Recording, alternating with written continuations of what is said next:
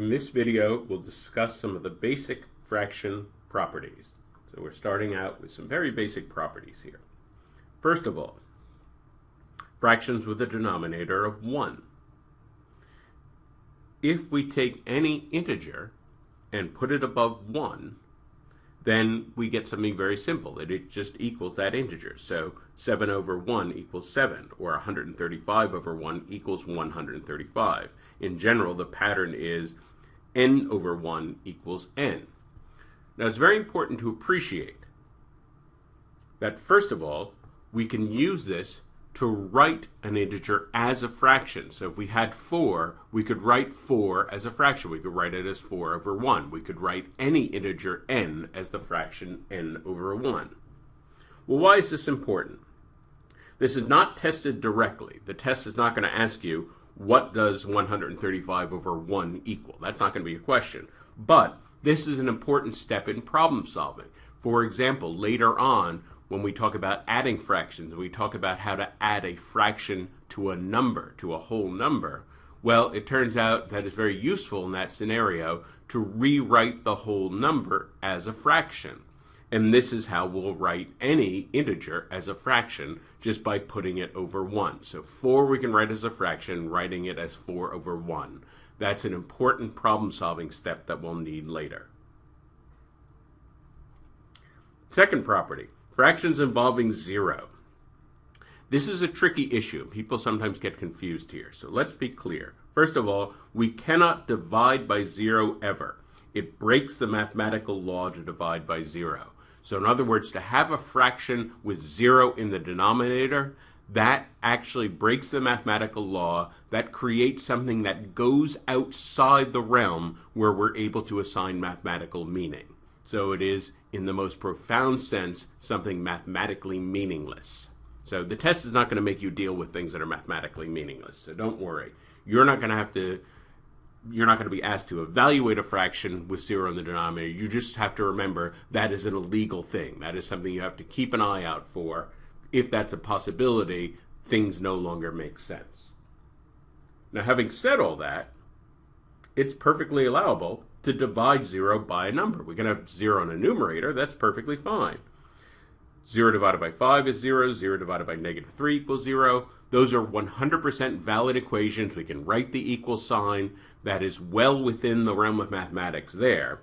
0 divided by any non-zero number equals 0. Very important. 0 can never be in the denominator, but is perfectly fine in the numerator. Fractions of the form n over n. So what's going on here? As long as n is not equal to 0, then n over n equals 1. So here n could be an integer, but it could be any other kind of number. It could be positive, it could be negative, it could be a decimal, it could be an ugly radical, it could be any kind of thing. As long as we put anything over itself, as long as it doesn't equal 0, then anything over itself equals 1.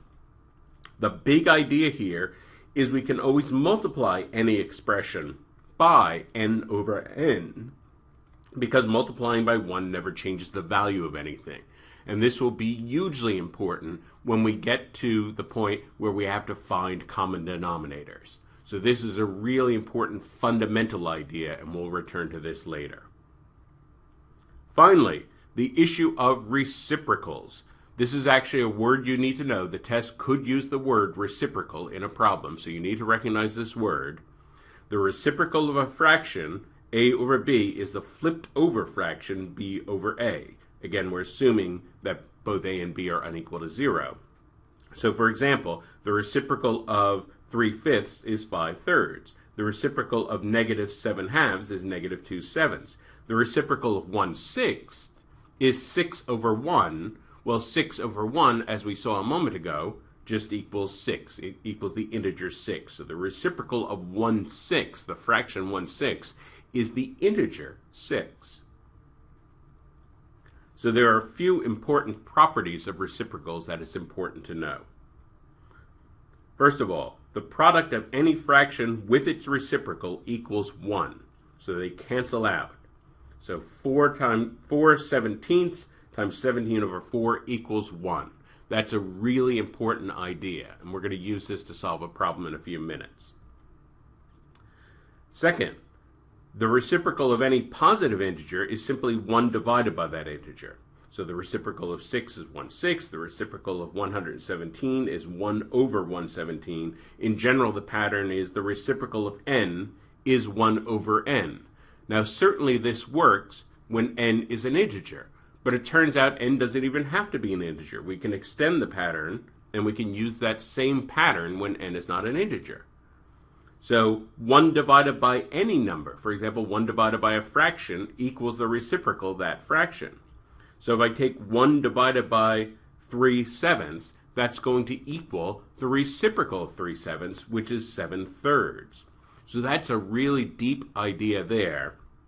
This already suggests the rule for fraction division, which we'll discuss in an upcoming video.